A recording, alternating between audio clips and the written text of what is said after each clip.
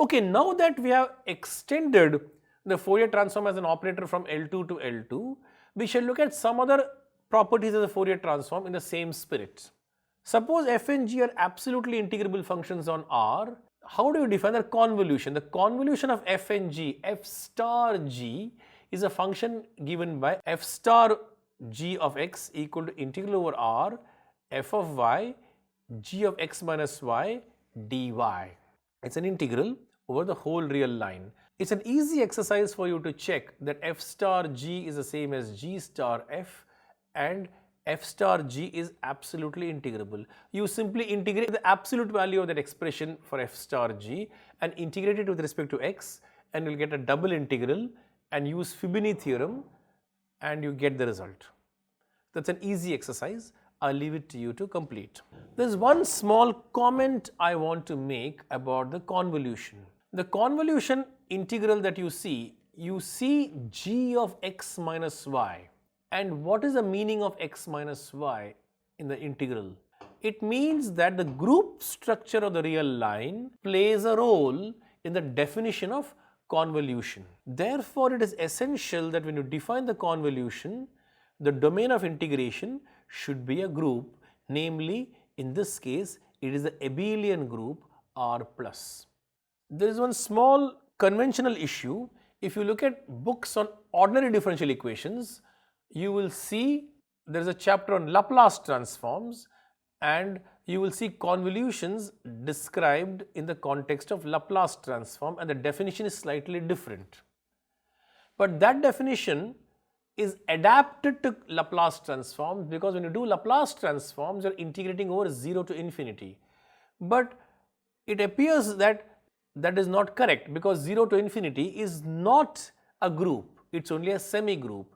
But what exactly is happening is that when you are computing the Laplace transform, it is an integral from 0 to infinity, but really it is an integral from minus infinity to infinity, not of f but of f into h, where h is a Heaviside function. So what you do in Laplace transform is that you are given a function on the whole real line and you are clipping it off using the Heaviside function. Multiplication by Heaviside function makes it 0 on the left hand side, and then you are taking the convolution. So the definition that you see in ODE textbooks is adapted for this purpose. That is, what you see over there is not the convolution of f and g, it is a convolution of fh and gh, because the Laplace transform is basically the Laplace of f into h, where h is the Heaviside function. So I want to point out that there is no mistake, it is just a conventional matter. It is always good to emphasize the fact that the convolution involves a group structure, and I prefer it so. So now let us look at the proof of the convolution theorem. The convolution theorem says that if f and g are the Schwarz class, then the convolution is also in the Schwarz class, and the Fourier transform of the convolution is a product of the Fourier transform. That is, f convolved with g hat is f hat into g hat, equation 4.14 in the displayed slide. Now, you must recall from your ODE courses the convolution theorem for the Laplace transforms. If f and g are functions of exponential type, then the convolution of f and g, or rather the convolution of fh and gh, where h is a Heaviside function, is also of exponential type. Further, the Laplace transform of fh convolved with gh is the Laplace transform of fh into Laplace transform of gh.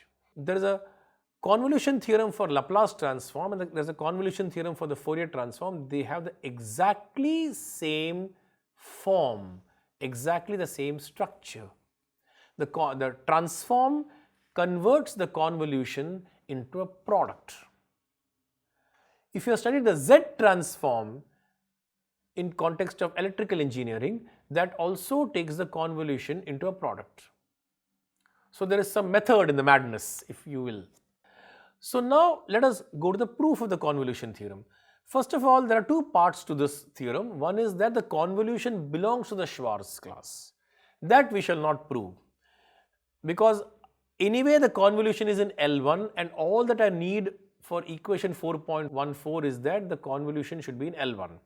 And so I will work with that, and that suffices. We'll now establish the equality 4.14. Okay. So let us take the Fourier transform of f star g. What is the Fourier transform of f star g? Integral over r e to the power minus I x chi f star g x dx. What's the next step? The next step is an obvious step. You have to put in the definition of convolution, namely integral over r f of y g of x minus y dy. And the next step is again obvious. We must exchange the order of integrals. So do the x integral first. So you get integral fy dy integral over r e to the power minus I x chi g of x minus y dx.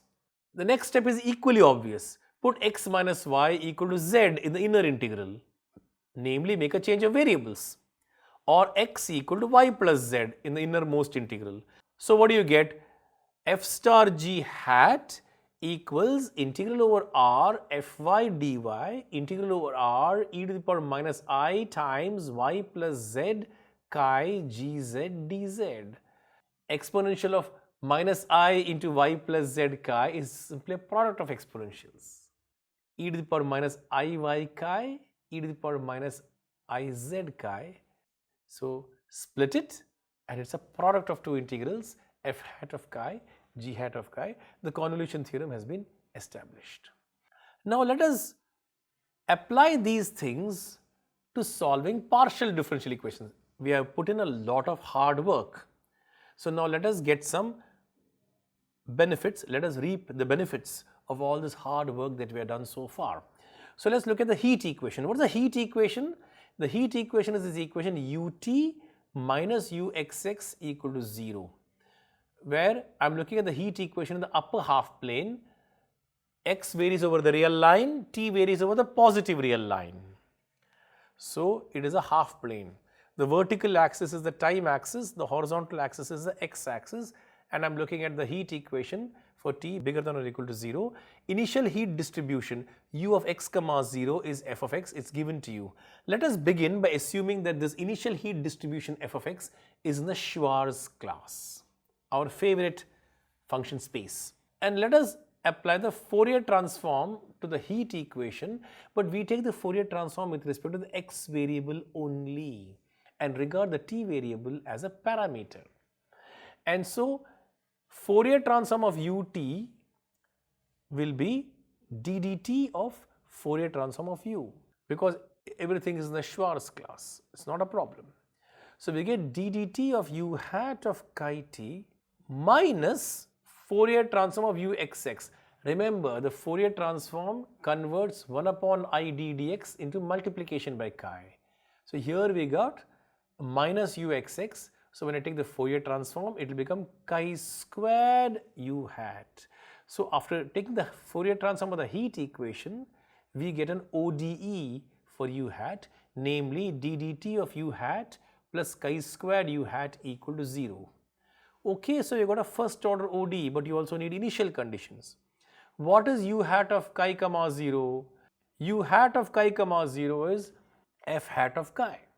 You simply take the initial heat distribution and take its Fourier transform. Remember, we are taking the Fourier transform with respect to the x variable. So u hat of chi comma 0 is f hat of chi. So we got a first order ODE, linear first order ODE, innocent looking object, and we got initial condition. What is the solution? U hat of chi comma t equal to constant e to the power minus t chi squared. What is the value of c? Put t equal to 0, and I know that u hat of chi comma 0 is f hat, so I got the value of c. So we get u hat of chi comma t equal to f hat of chi exponential of minus t chi squared. So we got the product on the right hand side, f hat of chi times x perf minus t chi squared. Can you write the x perf minus t chi squared as a Fourier transform of something? You can. You have to recall the formula for the Fourier transform of the Gaussian. Remember, the Fourier transform of the Gaussian is another Gaussian. So we just have to identify e to the power minus t chi squared is a Fourier transform of what? It is a Fourier transform of e to the power minus x squared by 4t. If you take e to the power minus x squared by 4t and you take the Fourier transform, you are going to get exactly e to the power minus t chi squared, except that you have to adjust the constant properly. What is the constant? 1 upon root 4 pi t. So that's exactly this function gxt. So what is gxt? Gxt equals 1 upon root 4 pi t e to the power minus x squared by 4t. This expression gxt is extremely important. It is called the heat kernel and it plays a very crucial role in many parts of mathematics such as probability theory and differential geometry, the heat kernel. So now we can write u hat of chi t as f hat of chi into g hat of chi t. But a product of two Fourier transform is a Fourier transform of the convolution, namely g star f hat. What is g star of f hat? It is an integral. It is an integral of f of s into exponential of minus x minus s the whole squared upon 4t ds with the factor 1 upon root 4 pi t thrown in, innocent constant, and that is the displayed equation on the slide, and that gives you a formula for the solution of the heat equation in the upper half plane t bigger than or equal to 0. So the formula was derived by assuming that the initial data f of x is in the Schwarz class. Now of course you will argue that the heat distribution, initial heat distribution may not be in the Schwarz class. So how do we do it? But look at the formula. The formula for the solution uxt equal to 1 upon root 4 pi t integral minus infinity to infinity f of s e to the power minus x minus s the whole squared upon 4t ds. You see the exponential factor in the integral decays to 0 very rapidly. So f need not be in the Schwarz class, it can actually grow. It can grow exponentially fast. So the function f of s can even grow exponentially fast. Never mind, the integral will still make sense and it will still satisfy the heat equation. So the formula makes sense even if f is of exponential type. So here are some examples. So let us take the heat equation with initial condition u of x comma 0 as x squared and try to solve it. So how do we solve it? We simply put f of s equal to s squared in this integral, the last displayed integral in this slide, and we have to compute this integral. And there are other examples with u of x comma 0 as cos ax, u of x comma 0 as sin ax. So please try out these examples. Now suppose we take the initial heat distribution as a continuous function which is positive on minus 1 1. So let us take a function f which is positive on minus 1 1 and 0 outside the interval minus 1 1. So outside the interval minus 1 1 the function has been defined to be 0, inside the interval minus 1 1 it is positive. So let us look at the formula. What are you integrating? You are integrating f of s. F of s is equal to 1 or say something positive, not necessarily constant. So the integral will go from minus 1 to 1. The integral will go from minus 1 to 1 and f is strictly positive, let's say, between minus 1 and 1. The exponential factor is strictly positive. So integrating a strictly positive function on minus 1 to 1, you are going to get a strictly positive function. It means that u of x comma t is going to be positive for all values of x and for all positive values of t. So look at the upper half plane. Throughout the open upper half plane, the solution is positive. The initial heat distribution was positive on minus 1 1. Now suppose you take a point which is very far away from the origin, say 1000 kilometers away from the origin, and time is very small and positive. Time is very small, say microsecond, and positive. So where is this point located? the point is located about 1,000 kilometers away from the origin and you begin the stopwatch. Time has become a few microseconds. But you see, when time was 0, at that particular point the heat distribution was 0 because f of x was 0 outside minus 1, 1 and it is positive on minus 1, 1. So, this positive distribution of heat in this interval minus 1, 1 has suddenly given a positive value at a point which is 1,000 kilometers away. No matter how small positive time may be, in a few microseconds, in a few nanoseconds, doesn't matter. In other words, the heat signal has propagated instantaneously across the real line. Even a point which is very far from the origin can get the influence of heat as soon as time becomes positive. This phenomenon is expressed in physics by saying that the heat equation exhibits infinite speed of propagation. That the heat signal has propagated with infinite speed. Instantaneously the heat becomes positive when time becomes positive, however far the point may be. How could this be possible? We cannot realize this in any physical situation. No physical process will have infinite speed of propagation. So, is this a contradiction? No, it's not a contradiction. The heat equation is an approximation. It's an equation that approximates the heat distribution, the temperature distribution. True, when a point is 1,000 kilometers away from the origin, the heat has become positive, but it's very, very small, it's very negligible. E to the power minus x minus s the whole squared upon 4t.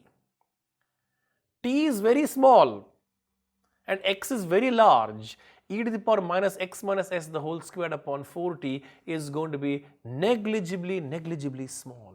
So, although it has become positive, it is negligibly small. So, the heat equation is nevertheless a good approximation. Despite this infinite propagation of speed, it certainly is a very good approximation.